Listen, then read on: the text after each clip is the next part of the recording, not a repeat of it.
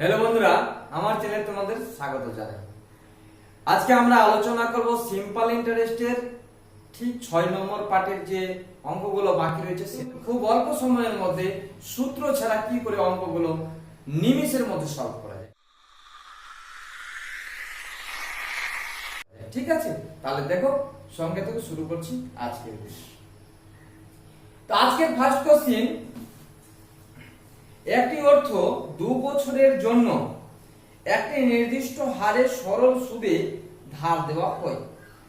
যদি এটিকে 3% বেশি হারে ধার দেওয়া হতো তাহলে এটি আরো 300 টাকা পাওয়া যেত। বুঝতে পেরেছো? এখানে বলা হয়েছে কি বলা হয়েছে, 2 বছরের জন্য একটি নির্দিষ্ট হারে, সুদের হার কিন্তু বলা হয়নি, তো নির্দিষ্ট হারে দেওয়া হয়েছে। সেটি কি বছরের? 2 বছরের জন্য যদি দেওয়া হতো, সেটা যদি এটিকে আরো 3% বেশি ধার দেওয়া হতো তাহলে কিন্তু আরো 300 টাকা বেশি পেত। তোমরা অবশ্যই বুঝতেই পারছো এক বছরে কত টাকা বেশি হবে? 3%। এক বছরে 3% যদি বেশি হয় তো 2 বছরে অবশ্যই 6% বেশি হবে। তো দেখো অঙ্কটা কিভাবে করা যায়। এক বছরে 1 ইয়ার্সে কত হচ্ছে? 3%। তাহলে 2 ইয়ার্সে কত হবে? 3 into 2 অর্থাৎ 6% হয়ে যাবে। তাহলে এই 6% সমান আমরা কি জানি বলো? যদি এটিকে 3% বেশি হারে ধার দেওয়া যায় তাহলে 300 টাকা বেশি পেত। তাহলে তো আমরা সহজেই বলতে পারি যে এক বছরে যদি 3% দেয়, 2 বছরে 6% হবে। তো এই 6% এর সমানই হচ্ছে যে বেশি পাচ্ছে সেটাকে সমান করে দিলেই আমাদের অ্যানসার চলে আসবে। তাহলে এটাকে আমরা 300 লিখতে পারি তো? হ্যাঁ, লিখতে পারি। এবার যদি 6% সমান যদি 300 হয়, আমাদের কাছে কি জানতে চেয়েছে? আমাদের কাছে জানতে চেয়েছে মূলধন। তাহলে মূলধনটা আমরা কত জানি? টোটাল 100% জানি। এই 100% সমান কত হবে? দেখো আমি কিন্তু এখানে যে প্রথমে যে সংখ্যাটা থাকে সেটা কিন্তু নিচে আসে, ঠিক আছে, এবং তারপরে যেটা লিখি সেটা কিন্তু উপরে যায়। তাহলে এখানে 100 বোঝা গেছে? তাহলে কাটাকাটি করে দাও, এটা 6 5 6 30, তার মানে 50। তাহলে এখানে আমরা অ্যানসার পেয়ে যাচ্ছি, কত? 5000 টাকা। এটাই হচ্ছে আমাদের অ্যানসার, অর্থাৎ এটাই হচ্ছে মূলধন। দেখো কত অল্প সময়ের মধ্যে আমরা অঙ্কটা সলভ করলাম। তোমাদেরকে বোঝাচ্ছি বলে একটু টাইম মনে হচ্ছে, কিন্তু তোমরা যখন নিজেদের মতো শুরু করবে অঙ্কটা করতে, দেখবে সেকেন্ডের মধ্যে অঙ্ক সলভ করছে। বুঝতে পেরেছো? তো চলো এইভাবে আমরা পরের কোশ্চেন, একই রকম 2 বছরের জন্য একটি নির্দিষ্ট হারে সরল সুদে একটি অর্থ বিনিয়োগ করা হয়েছিল। যদি এটিকে 3% বেশি সরল সুদের হারে রাখা হতো তাহলে 72 টাকা বেশি পেত। একই রকম, তাহলে মূলধন কত? তো চলো এটাকে আমরা কিভাবে একই রকম ভাবে সলভ করব, ঠিক আছে? আরেকটি একই রকম অঙ্ক নিই যাতে তোমাদের ক্লিয়ার হয়ে যায়। তো দেখো এখানে বলা হয়েছে একই রকম ভাবে 2 বছর, তো 2 ইয়ার্সে কত টাকা হবে? এক বছরে কত বলা হয়েছে? এক বছরে কত বেশি পাচ্ছে? 3%। তাহলে 2 বছরে অবশ্যই 6% হবে। তাহলে এই 6% সমান আমরা কি জানি? 72 টাকা জানি, তাই তো? তাহলে 100% সমান কত হবে? 100% সমান এটা 6 নিচে আসবে, উপরে চলে যাবে 100। তাহলে কাটাকাটি কত? 6 কে 6, 6 2 12। তার মানে এখানে আমরা অ্যানসার পেয়ে যাচ্ছি কত? অ্যানসার পেয়ে যাচ্ছি 1200 টাকা। এটাই হচ্ছে মূলধন। বোঝা গেছে? তাহলে এটার অপশন নাম্বার ডি হচ্ছে। নেক্সট কোশ্চেন, 800 টাকা সরল সুদে 3 বছরের 920 টাকা। সুদের হার 3% বৃদ্ধি করা হলে এটির পরিমাণ কত হবে? এখানে জানতে চেয়েছে যে 800 টাকার 3 বছরের সুদ আসল কত? 920 টাকা হচ্ছে, কিন্তু যদি 3% সুদের হার বাড়ানো হয় তাহলে যেটা আমরা পাচ্ছিলাম এখন কত পাবো? মানে আগে পাচ্ছিলাম 920 টাকা, তাহলে এই 3% বাড়ার ফলে আমরা কত পাবো? ব্যাপারটা হচ্ছে কি, এক বছরে কত পাচ্ছে, এক বছরে কত বাড়ানো হচ্ছে 3 টাকা, তাহলে 3 বছরে কত হয়ে যাবে, 3 3 9% হয়ে যাবে। তাহলে এটা মানে এটা দিচ্ছে কার উপরে, আসলের উপর থেকে। তাহলে এখানে আমরা গুণ করতে হবে আসল দিয়ে 9/100 ইন্টু 800, 0 0 এখানে 0, তাহলে এখানে কত পেয়ে যাচ্ছি, 8 9 72 টাকা হচ্ছে আমার সুদ। কত বছরের সুদ এটা, 3 বছরের। 3 বছরের সুদ এখন হয়ে যাচ্ছে কত, 72 টাকা আমরা পাচ্ছি, বেশি পাচ্ছি। কেন পাচ্ছি, যেহেতু ওই যে 3% সুদের হার বাড়ানো হয়েছে বলে। এখানে আমার মোট সুদ আসল কত হয়ে যাবে, 920 টাকা এখান থেকে যোগ করে দাও, তাহলে এখানে হয়ে যাবে 2 আর 9 992 টাকা হচ্ছে এখানে অ্যানসার। তাহলে এখানে অপশন নাম্বার ডি হচ্ছে রাইট অ্যানসার। এবার এখান থেকেই বলা হয়, যদি এটা না বলে যদি বলা হতো সুদের হার কত হবে, যদি বলা হতো সুদের হার কত হবে, তাহলে আমরা কি করতাম, এখানে যেহেতু 800 টাকা হচ্ছে আমাদের আসল এবং সুদ আসল হয়ে যাচ্ছে 920 টাকা। এটা কত বছরের, 3 বছরের। 3 বছরের সুদ আসল হচ্ছে 920 টাকা। এখানে বলে দিল সুদের হার কত, তাহলে এখানে আমরা প্রথমে কি বের করব, সুদ বের করব। 3 বছরের সুদ কত, 800 টাকা যদি আসল হয়, সুদ আসল যদি 920 টাকা হয়, তাহলে সুদ অবশ্যই 120 টাকা হবে। কত বছরের সুদ হবে এটা, 3 বছরের। 3 বছরের সুদ হচ্ছে 120 টাকা, তাহলে 1 বছরের সুদ কত হয়ে যাবে, এটা 3 দিয়ে আমরা কি করব, ভাগ করব, 3 4 12, তাহলে এটা হয়ে যাচ্ছে 40 টাকা আমার সুদ। কত বছরের সুদ এটা, 1 বছরের সুদ। এটা 800 টাকার 1 বছরের সুদ হচ্ছে 40 টাকা। আমাদেরকে কি করতে হবে, 100 টাকার সুদ বের করতে হবে। 100 টাকার 1 বছরের সুদ যেটা হবে সেটাই হবে সুদের হার। তো 800 টাকার 1 বছরের সুদ হচ্ছে 40 টাকা, তাহলে 100 টাকার 1 বছরের সুদ কত হবে,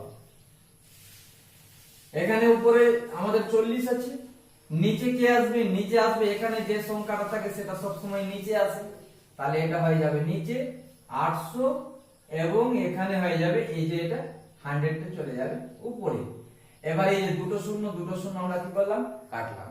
কাটার পরে এখানে দেখছি আট যাবে কাটা, 5 8 40, তাহলে 100 টাকার 1 বছরের সুদ আমরা কত পাচ্ছি, 5 টাকা পাচ্ছি। তাহলে 1 বছরের সুদ যেটা হবে সেটাই হবে সুদের হার। তাহলে এখানে দেখো আমরা সুদের হার পেয়ে যাচ্ছি 5%। বোঝা গেছে?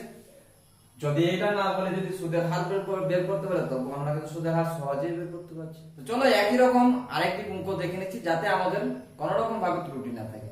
ঠিক আছে, তো দেখো এখানে কি বলা হয়েছে, এখানে বলা হয়েছে 2400 টাকায় একটি নির্দিষ্ট হারে 4 বছরে হয়ে যাচ্ছে কত, 3264 টাকা। যদি সুদের হার 1% বৃদ্ধি করা হয় একই সময়ে একই টাকার উপর, তাহলে টাকার পরিমাণ কত হবে। তার মানে এখন হচ্ছে কত, 3264 টাকা, যদি এটা 1% করে বৃদ্ধি করা হয় তাহলে সেটা কত হবে।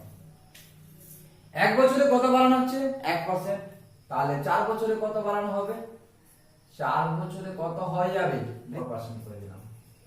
বলা হয়েছে, এখানে বলা হয়েছে আমাদের আসল কত, আমাদের আসল হচ্ছে 2400 টাকা, আসল হচ্ছে 2400 টাকা।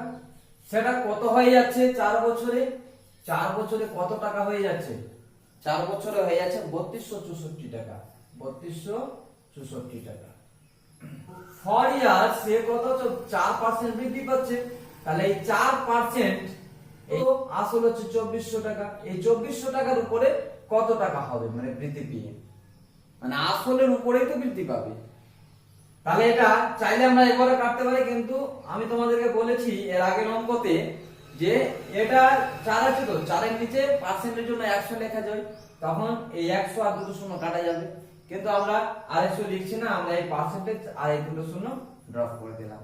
করার পরে আমাদের কত আসছে, এখানে 4 4 এর 16 6 হাত থাকলে 4 2 8 9 96 টাকা আমরা 4 বছরে যে 1% করে বাড়ানো হয়েছে, 4 বছরে টোটালে 4% বেড়েছে বলে আমরা এখন এই টাকাটা আমরা বেশি পাচ্ছি। আগে যে সুদ আসল ছিল তার সঙ্গে এটা অ্যাড হয়ে যাবে। তার মানে আগে ছিল 3264 টাকা, 3264 টা এর সঙ্গে যদি অ্যাড করলে আমরা এই টাকাটা পাবো টোটালে 6 4 10 আর 9 6 15 15 16 2 3 আর এখানে 3 মানে 3360 টাকা। তাহলে এখানে অপশন নাম্বার ডি হচ্ছে রাইট অ্যানসার। নেক্সট কোশ্চেন, একজন ব্যক্তি বার্ষিক 55.50 টাকা লোকসান হয়।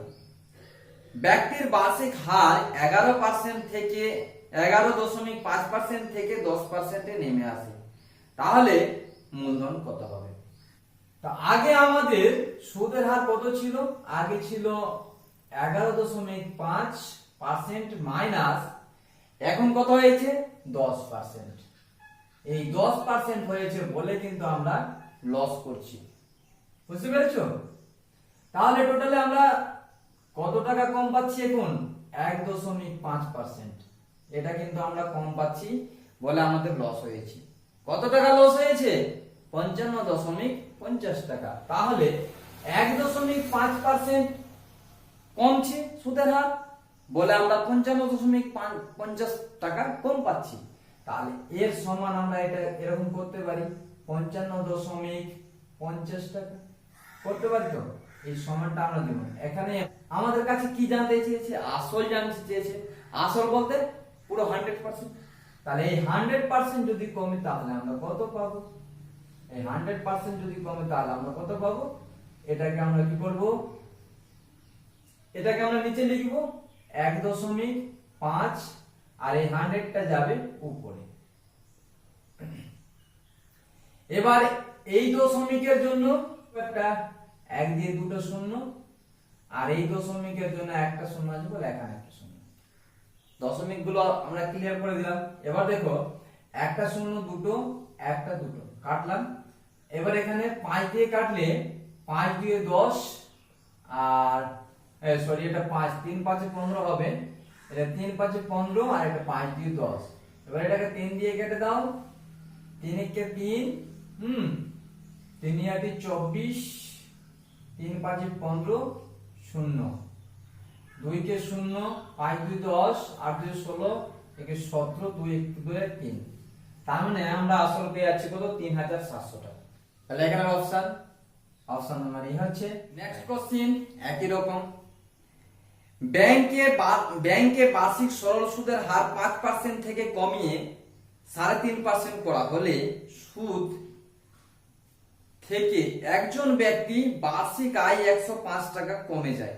হ্যাঁ, 3.5% করা হলে মানে সুদটা যদি 3.5% করা হয় তাহলে ব্যক্তির বার্ষিক আয় 105 টাকা কমে যায়। ব্যাংকে জমাকৃত অর্থ কত? মানে আসলটা কত, জমা কত ছিল? ব্যাংকে আগে সুদের হার যেটা দিচ্ছিল সেটা ছিল 5%, সেটা ছিল 5%। এখন কত দিচ্ছে? এখন দিচ্ছে 3.5% মাইনাস 3 পূর্ণ 1 এর 2%। এটা যদি মাইনাস করি তাহলে কত পাবো? 3 থেকে 5 থেকে 3 বাদ দিলে 2 আর 2 থেকে মানে 1.5 পাবো। 1.5% আমাদের কি হচ্ছে? আগে ছিল 5%, এখন হয়ে গেছে 3.5%। তার মানে কমেছে কত? এটা কমে গেছে 1.5% সুদ কমে গেছে, সুদের হারটা কমে গেছে বলেই আমরা কিন্তু লস করছি। কত টাকা লস করছি? লস করছি আমরা 105 টাকা। তাহলে এই 1.5 এর সমান আমরা এরকম করতে পারি, এটা কমেছে বলে 105 টাকা আমরা কম পেয়েছি। তাহলে আমাদের কাছে যাতে জানতে চাইছে হচ্ছে কি জমা কত ছিল, মানে আসল কত ছিল। তা আসল পুরোটা মানে হচ্ছে কি 100% সমান। আমরা কি করব? এটাকে নিচে লিখবো 1.5 করব, উপরে কে যাবে 100 যাবে, এবং দশমিক যেহেতু এখানে দশমিক দেখতে পাচ্ছি তাহলে এই দশমিকের জন্য আমরা একটা উপরে শূন্য দিতে পারি। এবার কাটাকাটি করো, 3 5 এ 15, 5 দিয়ে 10 দুটো শূন্য, এবার 3 দিয়ে এটা কেটে দাও। তিন তিনে 9, 3 5 15। তাহলে এখানে দেখো আসল আমরা কত পেয়ে যাচ্ছি, 35 2 70 এবং দুটো শূন্য। তাহলে এখানে আমাদের আসল কত হয়ে যাচ্ছে, 7,000 টাকা। তাহলে এখানের অপশন নাম্বার ডি হচ্ছে রাইট অ্যান্সার। বুঝে গেছে? তো আজকে এতটাই। যদি তোমাদের ভিডিও ভালো লাগে তাহলে চ্যানেলটি সাবস্ক্রাইব করে লাইক এবং শেয়ার করো। আর সবাই ভালো থেকো, দেখা হচ্ছে পরের